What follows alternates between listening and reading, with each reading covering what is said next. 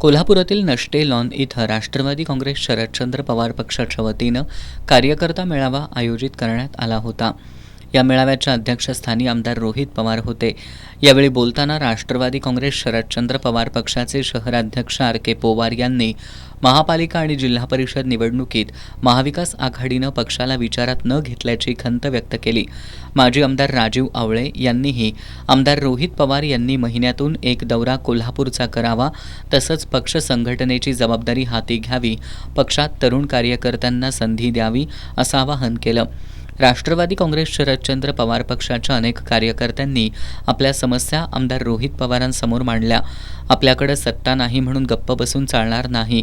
सध्याच्या सरकारची धोरणं कशी चुकीची आहेत हे जनतेपर्यंत पोहोचवण्यासाठी प्रत्येकानं रस्त्यावर उतरून काम केलं पाहिजे असं आवाहन आमदार रोहित पवार यांनी केलं.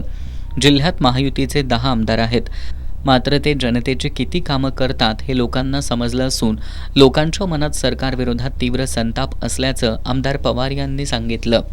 आत्तापर्यंत ज्या पुरोगामी विचारांनी आपण वाटचाल केली तो विचार आणि सर्वसामान्यांच्या प्रश्नांसाठीचा संघर्ष कायम ठेवू. उद्या परिवर्तन घडवल्याशिवाय राहणार नाही असा विश्वासही त्यांनी व्यक्त केला. यावेळी पक्षाचे जिल्हाध्यक्ष व्ही पाटील, कार्याध्यक्ष अनिल घाटगे, पद्मजा तिवले, मुकुंद देसाई, रोहित पाटील, बाजीराव खाडे, रावसाहेब भिलवडे, गणेश जाधव, धनराज चव्हाण, श्रीकांत पाटील, निरंजन कदम, पल्लवी भोसले, विक्रम जगदाळे, अनिल घाटगे, खंडेराव जगदाळे यांच्यासह कार्यकर्ते उपस्थित होते.